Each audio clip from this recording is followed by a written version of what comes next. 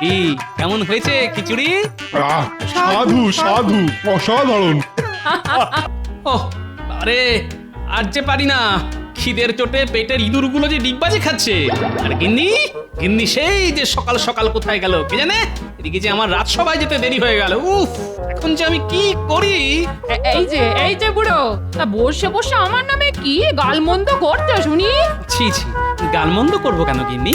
আসলে আমার পেটের ইঁদুরগুলো না বড্ড লাফালাফি শুরু করেছে, যেন মনে হচ্ছে এক্ষুনি পেটটা ফাটিয়ে বাইরে বেরিয়ে আসবে। তা গিন্নি, তুমি এত সকাল সকাল কোথায় গিয়েছিলে শুনি? কোথায় আবার যাব? গিয়েছিলাম বাগান থেকে কিছু ফুল তুলতে। কাল যে সরস্বতী পুজো, তাই আমি আগে ভাগে কালকে পুজোর জন্য সব জোগাড় করে রাখলাম। হ্যাঁ, তা তুমি এত ফুল দিয়ে কি করবে শুনি? মরণ জানি না, জানো অঞ্জলি দেবো গো, অঞ্জলি। দিদা, আমরা কিন্তু অঞ্জলি দেব। হ্যাঁ হ্যাঁ দিবি বই কি, আরে তোদের জন্যই তো এই সরস্বতী পুজো। তা হ্যাঁ রে গুলটে ন্যাপলা, তোরা যে অঞ্জলি দিবি তা এটা জানিস তো যে সকাল থেকেই না খেয়ে থাকতে হয়? হ্যাঁ দাদু, তা আবার জানবো না? আরে দাদু, আমি তো ভেবেছি যে আজ থেকেই না খেয়ে থাকবো গো। কেন কেন? বুঝলে না তো দাদু, যদি আমি আজ থেকেই না খেয়ে থাকি তাহলে এদের থেকে ঠাকুর আমাকে একটু বেশি বিদ্যে দেবে। কি ঠিক বলছি না? দূর পাগল, আরে মা সরস্বতী সকলকেই সমান সমান বিদ্যা বুদ্ধি দেয়, বুঝলি? জানো তো দিদা, কাল না আমি একটা টুকটুকে বাসন্তী রঙের শাড়ি পরবো, ভালো হবে না? হ্যাঁ রে পুটি, তোকে না খুব মিষ্টি লাগবে রে। সে না হয় হবে, কিন্তু আমার যে খিদে পেয়েছে তার কি হবে? ওসব খাবার টাবার হবে না। হ্যাঁ, কাল সরস্বতী পুজো না, আমার মেলা কাজ আছে, আলপনা দেওয়া। তাই পারলে আজ না খেয়েই থেকো, তাতে যদি একটু বুড়িটা একটু কমে। অগত্যা চলি রে ন্যাপলা গুলটে পুটি, আজকে সারাটা দিন না হয় রাজসভায় জল খেয়েই কাটাবো। কি হে মন্ত্রী, শুধু কি গায়ে হাওয়া লাগিয়ে ঘুরে বেড়ালেই হবে? একটু তো রাজকার্যের দিকেও মন দিতে হয় নাকি? কেন মহারাজ, আমি আবার কি করলাম? কি আবার করবে? আয়োজন করবে। আয়োজন? কিসের আয়োজন মহারাজ? আরে আহাম্মক, এটাও কি জানো না যে কাল সরস্বতী পুজো?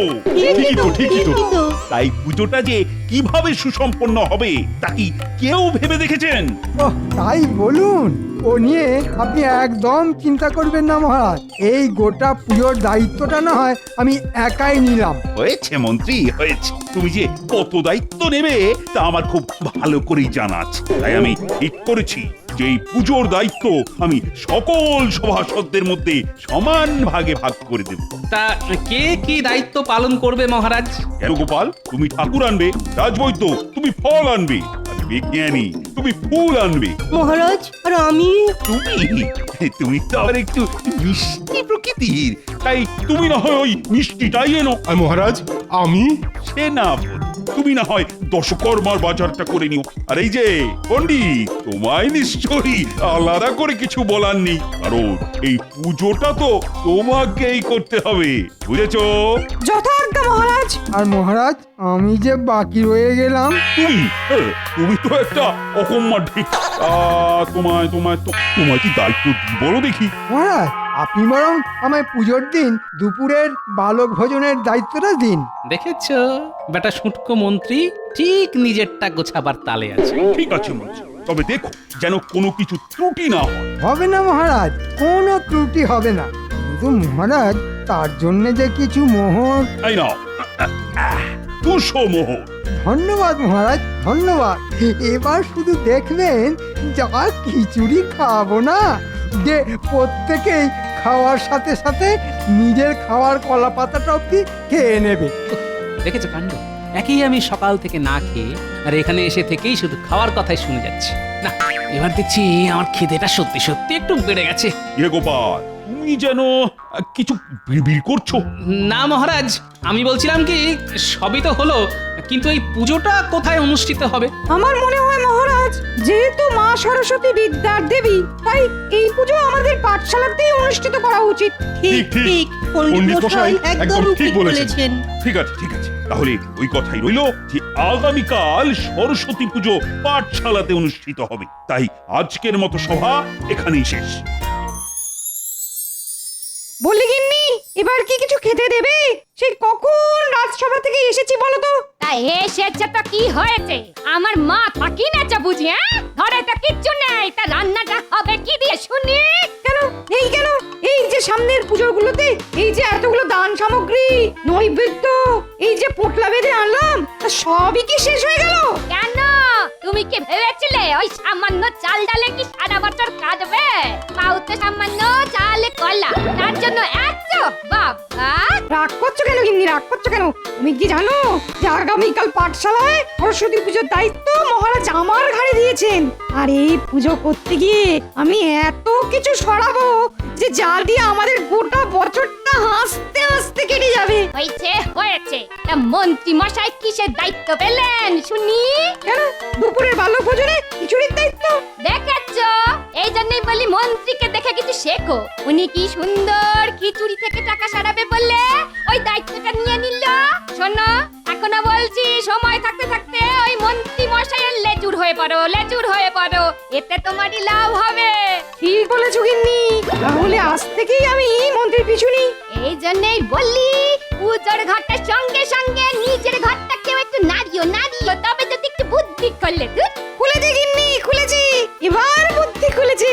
তুমি আমার মাথায় যা শান্তির জল ছিটিয়েছো, এতে কি আর বুদ্ধি না খুলে থাকতে পারে?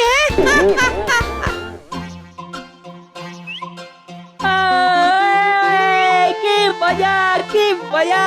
কার আমাদের পাঠশালায় সরস্বতী পুজো! তাই সবাই বলো সরস্বতী মাই কি জয়, সরস্বতী মাই কি জয়।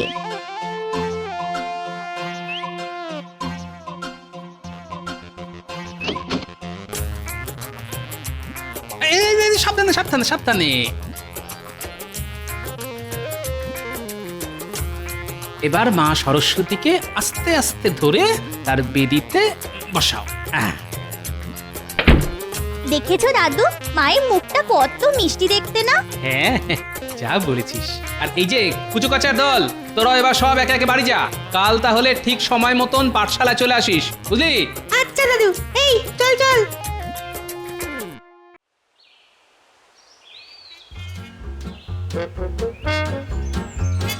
ও আজ সকালে যে কার মুখ দেখে উঠেছিলাম কে জানে।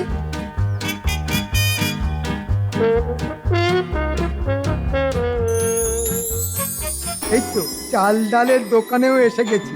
যাই, এবার একটু আড়ালে লুকিয়ে মহারাজ যে 200 মোহর দিয়েছিলেন তার মধ্যে এই 150 মোহর আমার ট্যাঁকে গুঁজে ফেলি, আর বাকি 50 মোহর দিয়ে আমি পুজোর চাল ডাল কেনাকাটা করব। আর কেউই বুঝতে পারবে না যে আমি এই বালক ভোজন মাত্র 50 মোহর দিয়েই সেরে ফেলেছি। হ্যাঁ,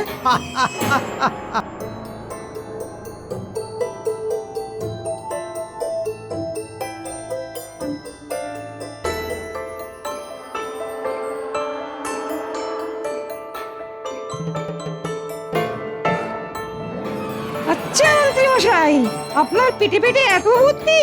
ঠিক আছে, এবার আমিও দেখছি যে আপনি কিভাবে একা একাই 150 মোহর হজম করেন। এই 10, 20, 30, 40। হেমদি, আরে মন্ত্রী মশাই যে, আসুন। তুমি তো জানোই যে আগামীকাল সরস্বতী পুজো, আর দুপুরে পাঠশালায় বালক ভোজনের ব্যবস্থা করা হয়েছে। তাই মহারাজ পাঠালেন তোমার কাছে খিচুড়ির চাল ডাল কিনতে। বাহ, এ তো খুব ভালো কথা। বসুন মন্ত্রী মশাই। আরে মুদি, অত ব্যস্ত হচ্ছে কেন? শোনো, কিছু পেতে গেলে যে কিছু দিতে হয় সেটা কি তুমি জানো? কথাটা তো ঠিক বুঝলাম না মন্ত্রী মশাই। বুঝলে না তো? জানতাম বুঝবে না। আমি তোমার কাছ থেকে যে 50 মোহরের বিনিময়ে চাল ডাল নিচ্ছি, এটা যেন কেউ জানতে না পারে, এমনকি মহারাজও নয়। এখন তুমি যদি এই শর্তে রাজি থাকো তবেই আমি তোমার কাছ থেকে এই চাল ডাল কিনতে পারি। নইলে তুমি তো জানোই যে এই কৃষ্ণনগরে আরো মুদি আছে, হ্যাঁ তাই না? না মন্ত্রী মশাই, ওইসব নিয়ে আপনি একদম চিন্তা করবেন না। শুধু মনে রাখবেন যে আপনি আমায় দেখবেন আর আমি আপনাকে।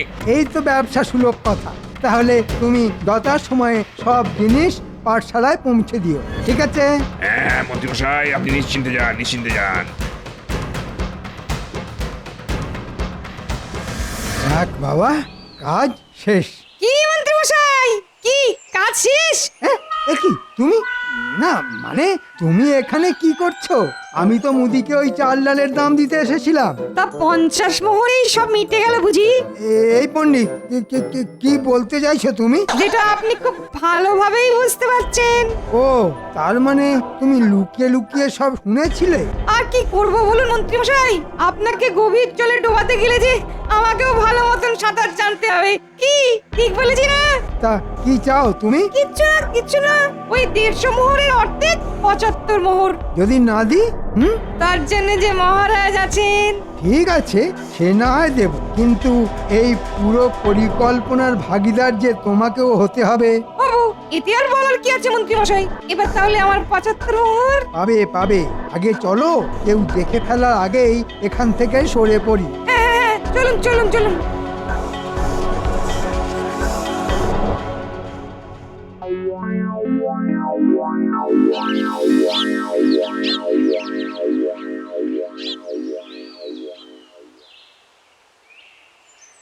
কিরে ন্যাপলা, পুজোর জোগাড় সব ঠিকঠাক হয়েছে তো?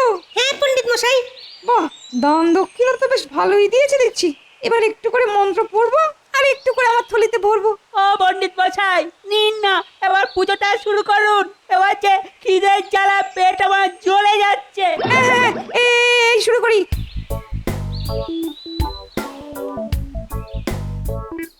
ওম নমো নমো কিরে গুলটে, পণ্ডিত মশাই যে এক এক করে সব নিজেই সাফ করে দিল।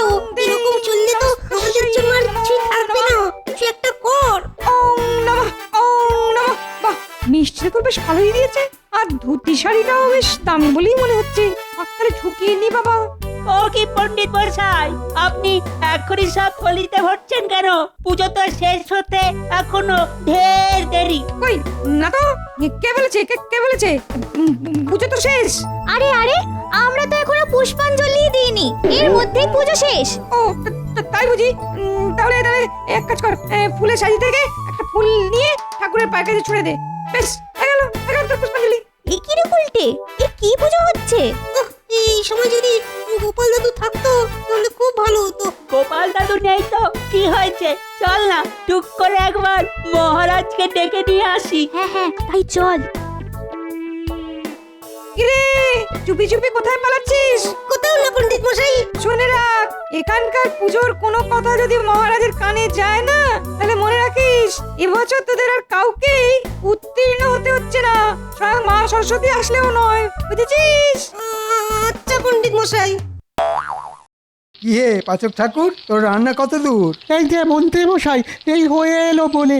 কিন্তু মন্ত্রী মশাই, এই এক কড়া খিচুড়িতে কি এতগুলো লোক খেতে পারবে? পারবে পারবে, সব পারবে। তুই শুধু একটু বেশি করে লঙ্কা দিয়ে এক আগুন ঝাল খিচুড়ি তৈরি কর। তাহলে তো মন্ত্রী মশাই, সেই খিচুড়ি আর কেউ খেতেই পারবে না। সেটাই তো আমরা চাই, যাতে ওই এক কড়া খিচুড়ি দিয়েই আমরা এই বালক ভোজনটা সেরে ফেলতে পারি। তুই শুধু তোর মুখটা বন্ধ রাখবি, ব্যাস।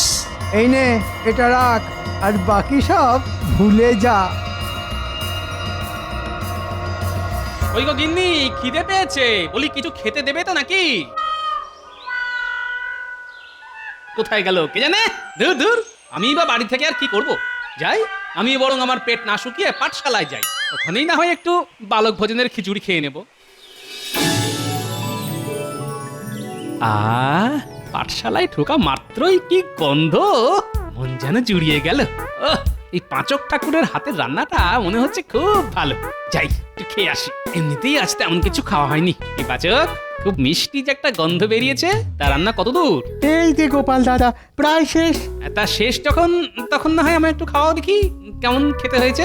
না মানে মানে কি হলো? আরে দাও দাও দাও দাও।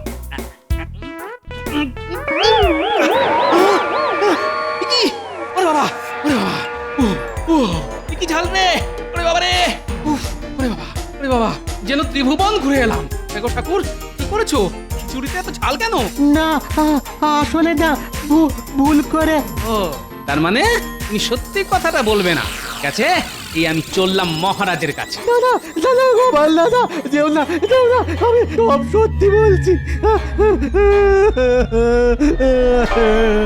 তুই শুধু একটু বেশি করে লঙ্কা দিয়ে এক আগুন ঝাল খিচুড়ি তৈরি কর। তাহলে তো মন্ত্রী মশাই সেই খিচুড়ি আর কেউ খেতেই পারবে না। সেটাই তো আমরা চাই, যাতে ওই এক কড়া খিচুড়ি দিয়েই আমরা এই বালক ভোজনটা সেরে ফেলতে পারি। বাহ পাচক, সরস্বতী পুজোর দিন তাহলে বেশ ভালোই লক্ষ্মী লাভ হয়েছে বলো। তা একটু হয়েছে বই কি গোপাল দাদা।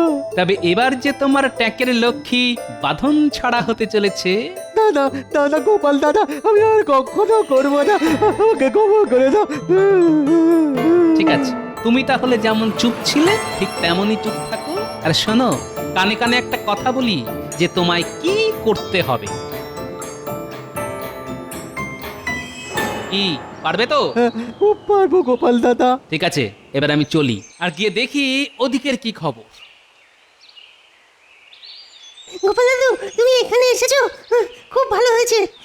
জানো এখানে কিসব হচ্ছে? কেন রে, কি আবার হলো? শোনো তবে,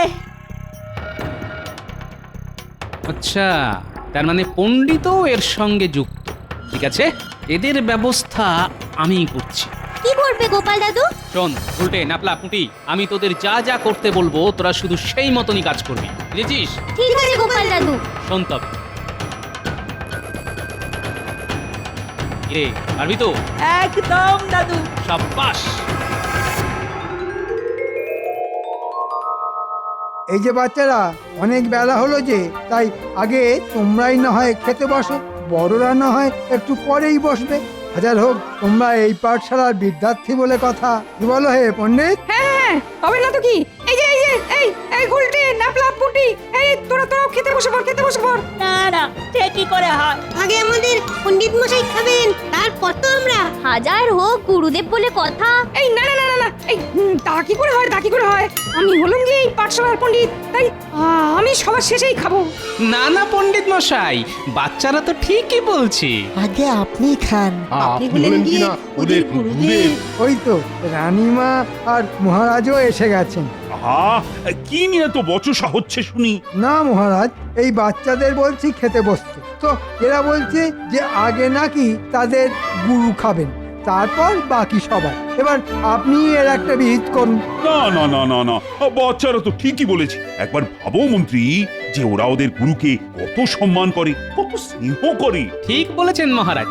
তাহলে পণ্ডিত মশাই, এবার নিশ্চয়ই আপনার আর বসতে আপত্তি নেই। আরে এই বাচ্চারা, তোমরা তোমাদের গুরুকে খেতে বসাও। হ্যাঁ হ্যাঁ, বসুন পণ্ডিত মশাই, আপনাকে না হয় আমি খেতে দিচ্ছি। হ্যাঁ হ্যাঁ রানী, ঠিক বলেছ। তুমি না হয় সবাইকে খাওয়ানোর দায়িত্বটা নাও। যা ভেবেছিলাম সেটাই হলো। এবার জমবে মজা। মা সরস্বতী, আমাকে এই বিপদের হাত থেকে বাঁচাও, বাঁচাও আমাকে। কি হলো পণ্ডিত মশাই, আপনি এইভাবে হাত গুটিয়ে বসে আছেন কেন? আন, দেখেছেন মহারাজ, আপনি বলা সত্ত্বেও উনি খিচুড়ি খাচ্ছেন না। কি হলো পণ্ডিত? এই তো মহারাজ, এই যে খাচ্ছি। খাও। ওরে বাবারে মরে গেলাম রে, কি ঝাল রে বাবা। উফ, ওরে কেউ জল দে রে বাবা। উফ উফ, পালাই রে বাবা, পালাই। এটা কি হলো? আমার মনে হয় মহারাজ, খিচুড়িটা এতই ভালো হয়েছে যে উনি খিচুড়ি শেষ হবার ভয়ে আগে ভাগেই গ্রামের বাকিদের খাবার জন্য ডাকতে গেছে। ও তাই বুঝি? তা এতে এত তাড়ার কি ছিল বুঝি না বাপ। যাকে যাক গোপাল, এবার তবে বাকি সভাসদদের বসার ব্যবস্থা করো। না না মহারাজ, সবার আগে যে আমাদের মন্ত্রী মশাই খাবেন, তারপর তো বাকিরা। কেন আমি আগে খাবো কেন? না, আমি আগে খাবো না। এইরকম বললে তো হবে না মন্ত্রী মশাই, কারণ আপনিই তো এই বালক ভোজনের আয়োজনটি এত সুষ্ঠুভাবে পরিচালনা করলেন, তাই না? না মহারাজ থাকতে আমি কেন? হ্যাঁ হ্যাঁ মন্ত্রী মশাই, আমি বলছি আপনি খেতে বসুন। আজ আমি নিজের হাতে আপনাকে খিচুড়ি খাওয়াবো। অগত্যা যে করি। নিন নিন, খান খান। না মন্ত্রী, শুরু কর। এই করি। ওরে বাপরে, এ কি ঝাল রে বাবা। ওরে বাবা গো, ও গেলাম রে। ওরে বাবা গো, ও ওরে বাবা রে।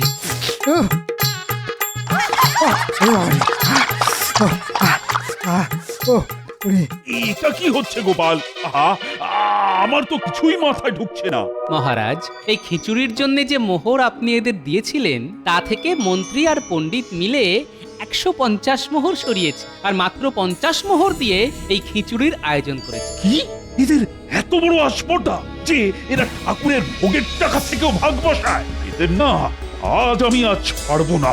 মহারাজ, আপাতত এরা আমাদেরকে সেই ঝাল খিচুড়ি খাওয়াবে ঠিক করেছে, সেটাই এরা এখন নিজেরাই খেয়ে ভুগছে। না গোপাল না, এটা এদের জন্য খুবই কম শাস্তি। তাই আমার আদেশ যে ওই কড়ার সব খিচুড়ি যেন মন্ত্রীকে খাওয়ানো হয়, আর ওর কাছ থেকেই যেন এই বালক ভোজনের পুরো খরচটাই আদায় করা হয়। এরকম করবেন না মহারাজ, আমি যে মরে যাব। তোমার মতো লোকের না মরে যাওয়াই উচিত। হায় হায় হায়, এবার যে আমি কি করি? ওরে বাবারে! এবার মন্ত্রীমশাই জব্দ। কিন্তু গোপাল, তাহলে বাকিদের খাওয়ার কি হবে? কোনো চিন্তা করবেন না রানীমা, আমি আগে থেকেই ভালো সুস্বাদু খিচুড়ি করেই রেখেছি। এই নাপলা গুলটে, নিয়ে আয় খিচুড়ি। বাহ বাহ, এই না হলে গোপাল। তাহলে এবার আপনারাও সবাই বসে পড়ুন খিচুড়ি খেতে। আর মহারাজ, আপনিও বসুন, রানীমা খাওয়াচ্ছেন বলে কথা। কি গোপাল, এটা আবার ঝাল খিচুড়ি নয় তো? কি যে বলেন মহারাজ।